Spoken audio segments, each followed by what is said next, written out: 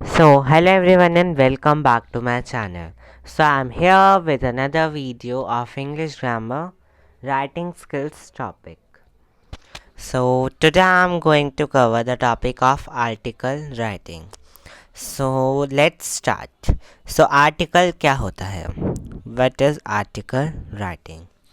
An article is a piece of writing that develops an idea or expands a topic in an unified manner. It consists of a group of sentences describing a single topic. The word limit prescribed is 100 to 120 words. Article क्या होता है? वो एक piece of writing होता है जो कि क्या डेवलप करता है, आइडियाज़ और किसी भी टॉपिक को एक्सपेंड करता है एक यूनिफाइड मैनर में। और वो किससे बना होता है? वो बना होता है ग्रुप ऑफ सेंटेंसेस से, मतलब बहुत सारे सेंटेंसेस से मिलके बना होता है जो कि एक ही टॉपिक पे बात करते हैं, मतलब एक ही टॉपिक के कई सारे सेंटेंसेस से मिलके बना होता है।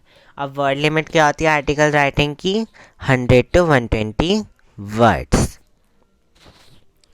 अब आते हैं वर्बल स्टिमुलस पे। The student is provided with a verbal और visual stimulus. The verbal stimulus may be either in form of newspaper report or a news clipping. Student को दो तरीकों में बताया जाता है, एक तो होता है वर्बल और एक होता है विजुअल। अब वर्बल को हम पहले देख रहे हैं, तो वर्बल कैसे हो सकता है? या तो वो न्यूज़पेपर रिपोर्ट की फॉर्म में हो सकता है या फिर वो न्यूज़ की क्लिपिंग की फॉर्म में हो सकता है। Notes, table or letter are other form of verbal stimulus popular with the examination paper setters. Notes हो गए, टेबल हो गया या फिर लेटर हो गए, वो अदर फॉर्म हो सकते हैं इसी के वर्बल स्टिमुलस के। Other verbal stimulus include notice, advertisement, diary extract, message, conversation और other forms of correspondence. Other forms क्या हो सकते हैं वर्बल के? नोटिस हो गया, एडवर्टाइजमेंट हो गया, डायरी हो गई, एक्सट्रैक्ट हो गया, मैसेज हो गया, कन्वर्सेशन या फिर और चीज़ें। Sometimes the verbal stimulus is provided the rubric itself. और कभी कभार स्टिमुलस रूब्रिक में खुद ही से प्रोवाइड होता है। अब आ जाते हैं हम विजुअल स्टिमुलस पे। द विजुअल्स अच्छा, ये तो आपको बहुत ज़्यादा दूसरे वे में दिया गया है कि आप अच्छे से ना समझ पाएँ, लेकिन इसका शॉर्ट एंड सिंपल मीनिंग ये है कि ये तो आपको लिखा हुआ मिलेगा कहीं ना कहीं, और ये वाला आपको बना हुआ दिखेगा। इसमें कोई ना कोई डायग्राम या पिक्चर आपको ज़रूर दी होगी।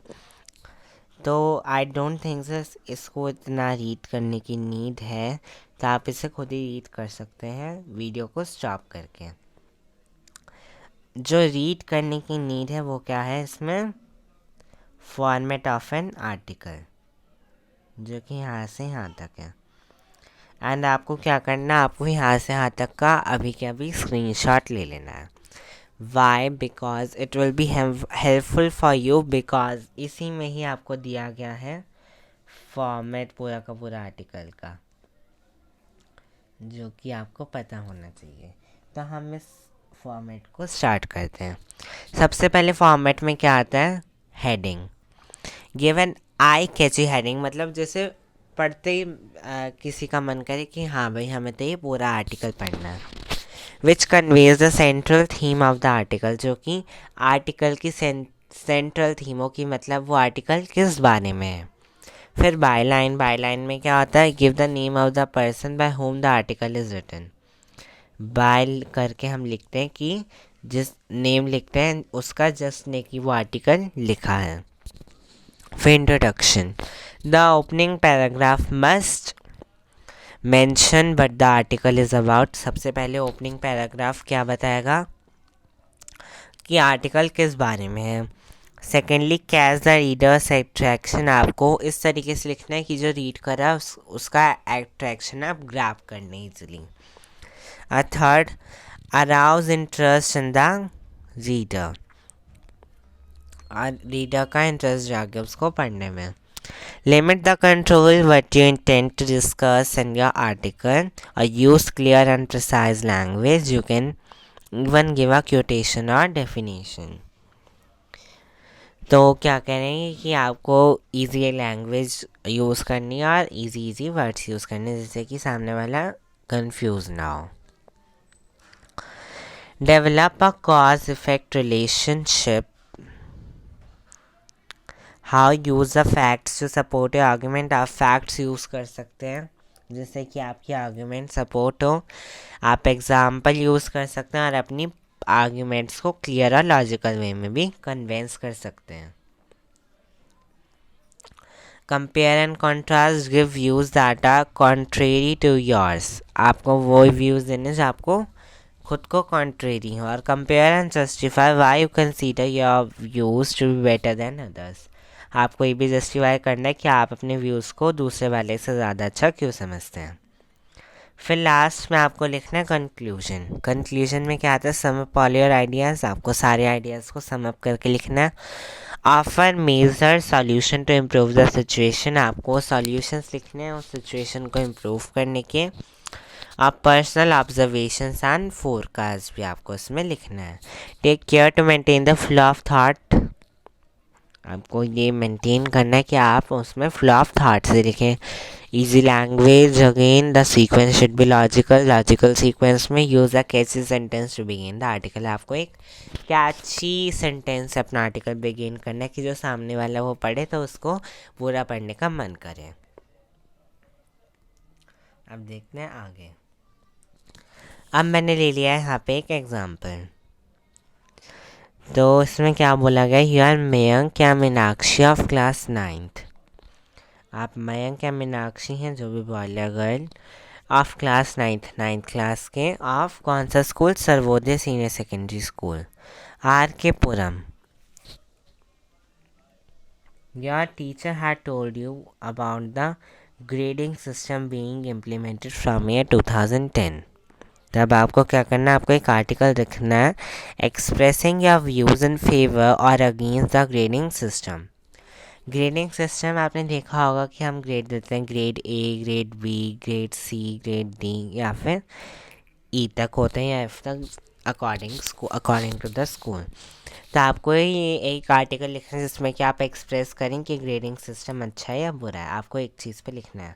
या तो आप इसी में कंटिन्यू करेंगे कि वो अच्छा है, या फिर आपको इसमें कंटिन्यू करना है कि वो बुरा है. अगर आपने दोनों चीज़ें लिख दी तो ये रॉन्ग हो जाएगा आपका.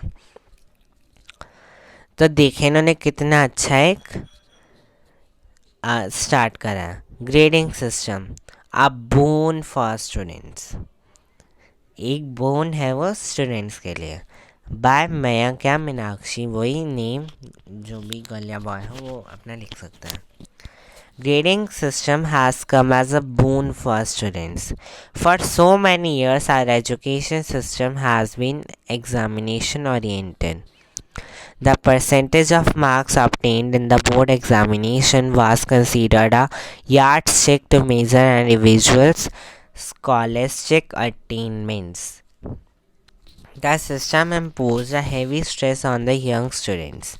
They had to work for fulfilling their own aspirations as well as the wishes of their parents. The unhealthy competition in class also caused peer pressure. Students used to become bookworms as they neared the board exams and gave up all co-scholastic activities, games, and even simple physical exercise. The grading system will de-stress the students. They will score better as there is no tension of boards and no parental pressure. Moreover, the percentage of marks will not matter as grades cover a wide band. In short, it will be helpful to the students.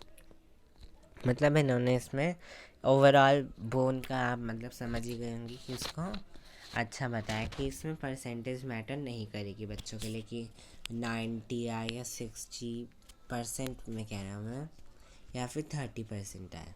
क्योंकि जैसे मान लीजिए अगर A grade है तो उसमें होता है 90 to 100. बी ग्रेड में होता है 80 to कुछ भी हो सकता है 89. अकॉर्डिंगली तो इस तरीके से ABCD ग्रेड में एक वाइड रेंज कवर हो जाती है, जिससे कि बच्चे बुरा फील नहीं करते हैं। और तक में भी बच्चों को मतलब अच्छा ही लगता है। मीन्स ये बच्चों के लिए बेनिफिशियल ही है अपग्रेडिंग सिस्टम। इन्होंने इस तरीके से इसको बताया है। आप अपने तरीके से, अगर आपको नेगेटिव में लग रहा है तो आप नेगेटिव में भी लिख सकते हैं। तो ये था एक एग्ज़ाम्पल, और ये थे इसके बारे में सारी चीज़ें। द मेन थिंग इज़ आपको एक तो ये वाला पैराग्राफ अच्छे से याद रखना है, और सेकेंडली आपको ये वाला फॉर्मेट अच्छे से याद रखना है। एंड एक एग्ज़ाम्पल भी आप इसका भी स्क्रीनशॉट ले लीजिए, ताकि आपको आगे प्रॉब्लम ना हो, कभी आप दोबारा रिवाइज कर सके तो आप सीधा इसे देख के कर सकते हैं। सो आज की वीडियो यहीं तक थी। मिलेंगे अपने नेक्स्ट वीडियो में। Goodbye, and if you like it don't forget to like, share and subscribe.